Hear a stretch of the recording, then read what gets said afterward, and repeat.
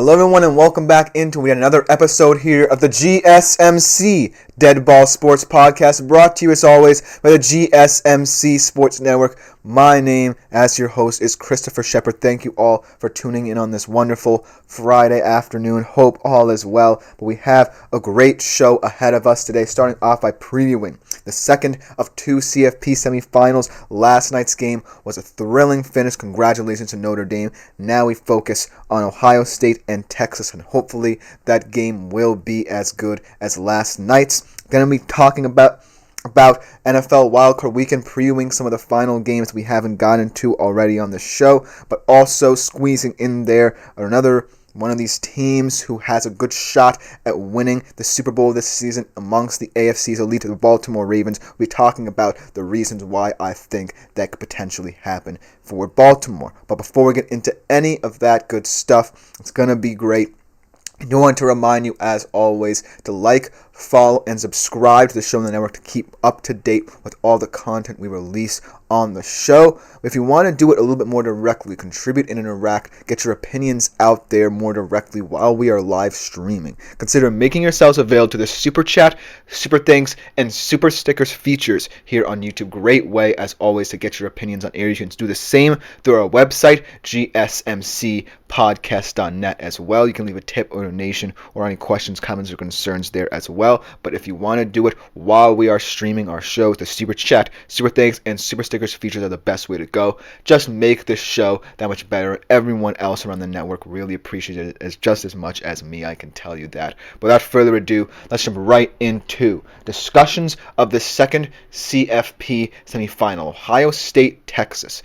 Now, let me set the scene here, and I promise, coming into this, bear in mind that I am a Texas Longhorns fan, so there is going to be a little bit of bias here, potentially a little bit of favoritism. I'm going to try and be as bipartisan as possible in this one. But let me set the scene before anything else. Notre Dame Penn State has already been somewhat of an illustrious quote-unquote rivalry amongst the two blue bloods there in college football. But you would think Ohio State-Texas would be similar. It actually is not. These teams have only played 3 times in their history, but in all 3 of those moments, they were win and in for national championship situations. The last one being, if anyone can remember, that 2009 season, the Colt McCoy era in Texas, the last time, quote-unquote, Texas were back. Colt McCoy, in the final seconds of that game, finds Quan Cosby, sends his team to the championship game, but we all know what happened after that. He gets injured, and who knows if he had stayed in that game, if they would have won that game ultimately against Alabama, but it's only hypotheticals at this point. Now, the rivalry, quote-unquote rivalry, as like I said, only 3 games have been played between these teams in their history, is renewed. And tonight's game really represents the face of the new era of college football, because both of these teams were kind of been constructed not just through transfer portals, but through players who have invested into the culture of college football. On the Ohio State side of things, this is a roster that is the most talented and most expensive in all of college football. A lot of transfers, still a lot of young men wanting to stay within this program as well to try and make a run in the national championship. Same thing for Texas. And funnily enough, Quinn Ewers does face his former team in this matchup, and he is seen as kind of the new face of the NIL era of college football. Remember, he was the number 1 overall recruit in 2021, signed with Ohio State, then reclassified, transferred to Texas, and now here he is facing his quote-unquote former team. But ultimately, this game resembles a chance for both teams to start anew. For Ohio State, yes, they were the first ever winners of the college football playoff, and Texas really wants to get back to that early 2000s mystique, finally saying and proclaiming that they are back. But no matter what, this is going to be an absolutely high-octane affair between these two teams. But before we get into my predictions, ultimately, let's look at how these two teams will game plan for this and ultimately the keys to victory for both of them. For Ohio State, coming into the CFP, they were coming off perhaps one of the most baffling losses to arch rivals Michigan in recent memory. Yes, they haven't beaten Michigan in quite some time, but this one proved to be the most weird and bizarre. They lost 13-10 with a lot more talent without Michigan's top two defensive players, really.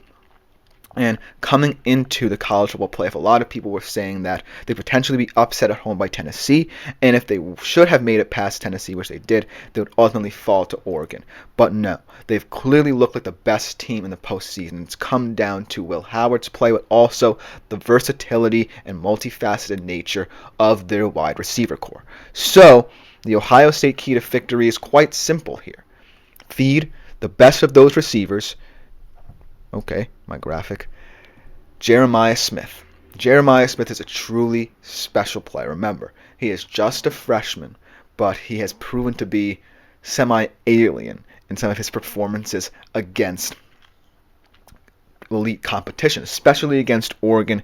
Coming into that game, yes, they were the favorites after their beatdown of Tennessee, but still a lot of people may be down them because Oregon was the number one team in the country, had already beaten them before. But ultimately, Jeremiah Smith really took over that game to the tune of 187 yards, 2 touchdowns, and this is going to be a tough task. But I do feel like the reason why in that best against best match between Texas secondary and Ohio State receiver, the versatility of not just Jeremiah Smith, but the other receivers in this core will allow him to line up basically anywhere and really challenge and move around a lot of these corners and safeties for Texas. And I do think that a lot of movement and motion amongst this Ohio State offense is paramount because Texas is one of the most disciplined defenses they will face all year. And so you have to kind of disguise things, move things around, keep them on their toes, and Jeremiah Smith is a big part of that. And I also think, most importantly, you have to get the ball away quickly because Texas's pass rush is also going to be a factor. And I'm going to talk about that as well in terms of Texas keys to victory. But ultimately, I do think the best aspects of this Ohio State offense are predicated on getting the ball into Jeremiah Smith's hands, especially in space and downfield, and really testing this Texas secondary. Also, make it so that it's not always barren against Smith. Make it so that he's lined up against Jilbo or Muhammad. Attack some of the weaker guys in that Texas secondary. Make it so that Barron really has to communicate a lot more than he's usually attuned to really kind of baffle this Texas secondary in ways they may not have seen before. So ultimately, while there are a lot of ways that Ohio State can attack this Texas defense, I feel like Jeremiah Smith is going to have to be the guy. And if he is the guy, it opens up a lot for Emeka Egbuka. It opens up a lot for Carnell Tate. It opens up a lot for Quinshon Judkins and Travion Henderson in the ground game. And most importantly, it keeps Will Howard upright, which leads me into Texas's keys to victory, knowing Will Howard from their time in the Big 12 and for Will Howard's time at Kansas State respectively, getting consistent pressure on him. Because as good as Will Howard has looked in this college football playoff, the best quarterback by a country mile thus far in the college football playoff, and the QBR stats don't lie. He is seen as the weak link of this Ohio State offense because he is prone to make mistakes, and when he's pressured, he does get a little bit timid outside of structure. So, while I do think that the Ohio State receivers against the Texas secondary matchup is going to be where the game could be ultimately won or lost, it's the big boys up front for Texas who have to dominate in the trenches. And I'm going to talk about the O-line a little bit, talk about both these offenses as well, but ultimately the Texas big boys on the defensive side of the football have to step up, set the edge, kind of get through in the interior so that either Judkins or Henderson doesn't break out, and ultimately create a muddy pocket for Will Howard to operate in. Because if Will Howard is given all the time in the world behind that offensive line, he's going to pick you apart no matter what your secondary is doing. So, you got to make sure that Will Howard has limited time to throw, and remember, what you did against him against Kansas State, because in that Kansas State game last year, it came down to a critical moment in overtime on 4th down, and Will Howard was pressured and ultimately could not get off the throw in time. And so you have to remember that if you pressure Will Howard, chances are you make him more and more uncomfortable, and thus that's one of the ways you can really help your secondary in terms of covering these receivers, because these receivers can get open easily if given time. In return, Will Howard is given time as well. So that's one of the major factors Texas has to do. Has to be sure of doing in order to try and make a go of it on the defensive side of the football. In terms of these offenses, I do think that Cameron Williams' health is big for the Texas O-line, and I do think it will help the ground game and ultimately keeping Quinn Ewers in rhythm should you decide to come out a little bit more pass-heavy, seeing as to how your run game looked a bit shaky against Arizona State last week.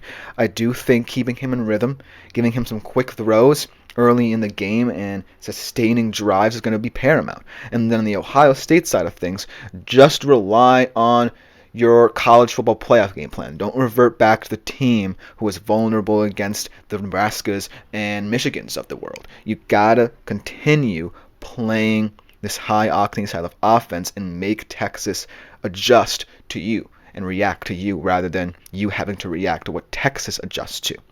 So that's a big part of it, and ultimately I think it's going to be an exciting game, but in terms of predictions, I'm going to have to pull a Lee Corso. Like I said, I'm a lifelong Texas fan.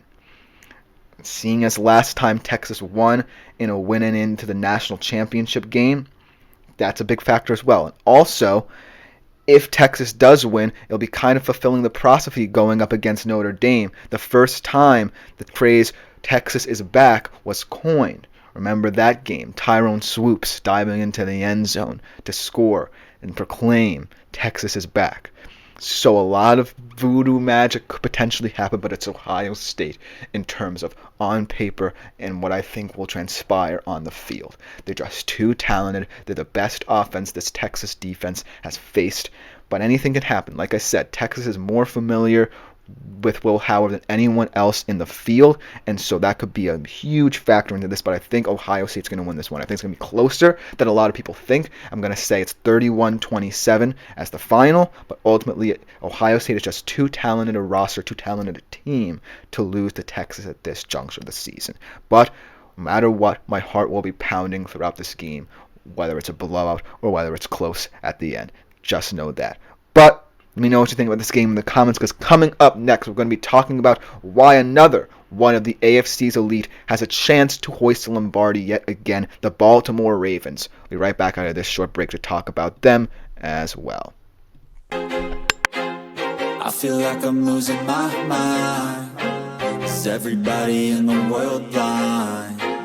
Please, Lord, give me a sign.